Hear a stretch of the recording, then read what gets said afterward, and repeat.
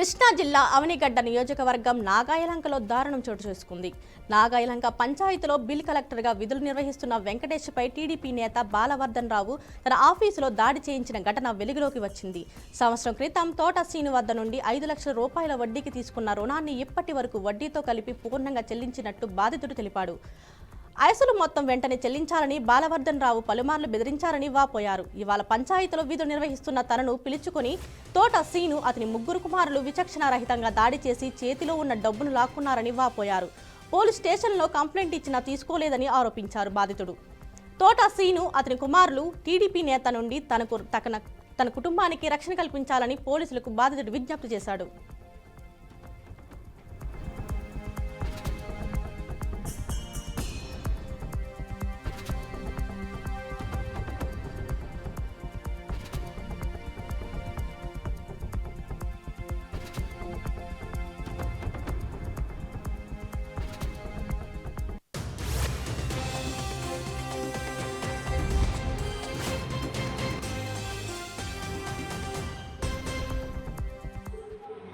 ఏంట్రా నీ ఇష్టం వచ్చినట్టు చెప్పినావు, డబ్బులు నాయాలంకు సంబంధించిన తోట శ్రీనివాసన్ ఫైనాన్స్ దగ్గర 5 లక్షలు వడ్డీ డబ్బులు తీసుకున్నానండి. 5 రూపాయల వడ్డీ మీద సంవత్సరం పైన అవుతుంది.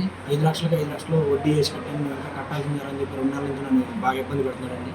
ఇబ్బంది పెట్టి ఈరోజు మండవ బాలవతి గారి దగ్గర మాట్లాడదామని చెప్పి మా మండవ బాలవతి గారు ఫోన్ చేశారండి. పొద్దున్నే ఫోన్ చేస్తే నేను డబ్బులు తీసుకుని ఈరోజు ఆఫీస్ దగ్గరికి వెళ్ళాను.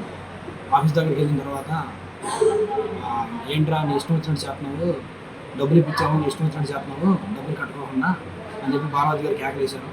కేకలేసిన తర్వాత వీళ్ళు నన్ను నాయలంకలో మొత్తం అలసే చేసాడండి. నీకు 5 లక్షలు డబ్బులు ఇచ్చారని చెప్పి అందరికీ చెప్పేసి నాకు ఎవరో డబ్బులు పడతలేదు. నాకున్న పొలం నేను అమ్మేసి ఎవరి దగ్గర బయట డబ్బులు తెచ్చుకున్న డబ్బులు తీసుకొచ్చాను మీకు అని చెప్పండి. ఎవడ అలస చేసాడు నువ్వు లంజడకని చెప్పి కాపర్ పట్టుకుని చంటాడు యాత్ర వేసాడు.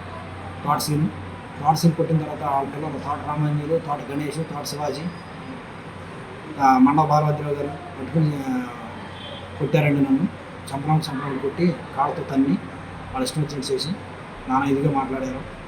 కొట్టిన తర్వాత నేను వదిలించుకుని బయటకు వచ్చేసేసి పోలీస్ స్టేషన్కి కేసు పెడతాను. కేసు పెడితే వెళ్ళి పెట్టుకో, స్టేషన్లో ఒక 20,000 కట్టి మేము బయటకు వచ్చేసేస్తాము.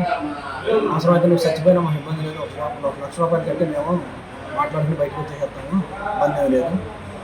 వాళ్ళ నుంచి నాకు ప్రాణహాని ఉంది, నాకు నా ఫ్యామిలీకి. పోలీసు వారికి తెలియజేయగా నన్ను కాపాడవలసిందిగా కోరుచున్నాను. నాయాలంకు సంబంధించిన తోట శ్రీనివాసన్ ఫైనాన్స్ దగ్గర 5 లక్షలు వడ్డీ డబ్బులు తీసుకున్నానండి. 5 రూపాయల వడ్డీ మీద సంవత్సరం పైన అవుతుంది. 5 లక్షలకి 5 లక్షలు వడ్డీ వేసి కట్టాను, మేము ఎక్కడ కట్టాల్సింది అని చెప్పి 2 నెలల నుంచి నన్ను బాగా ఇబ్బంది పెడుతున్నారు. తిరుపతిలో చెవిరెడ్డి నివాసంలో సిట్ సోదాలు ముగిశాయి. ఉదయం 9 గంటల నుంచి సిట్ అధికారులు తనిఖీలు చేశారు. చెవిరెడ్డి భాస్కర్ రెడ్డికి చెందిన కంపెనీల వివరాలతో పాటు పలు కీలక డాక్యుమెంట్లు స్వాధీనం చేసుకున్నట్లు విజిలెన్స్ ఎస్పీ తెలిపారు. సిట్ అధికారుల ఆదేశాలతో తనిఖీలు చేసినట్లు వివరించారు. చెవిరెడ్డి మొత్తం 6 కంపెనీలు ఉన్నట్లు గుర్తించినట్లు విజిలెన్స్ ఎస్పీ వెల్లడించారు.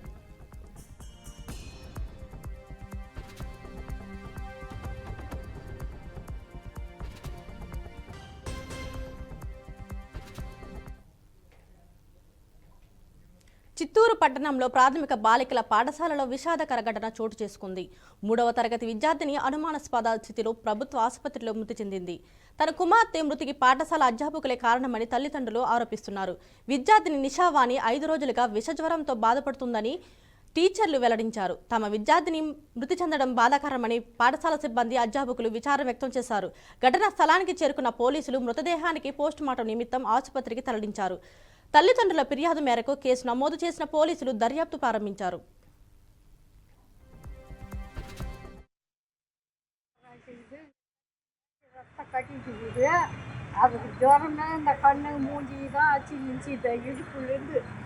தலையில்தான் அப்படின்னு எல்லாம் சொல்லிட்டாங்க. அவங்களே எங்களுக்கு ஒரு நப்பதான் இருந்தாங்க.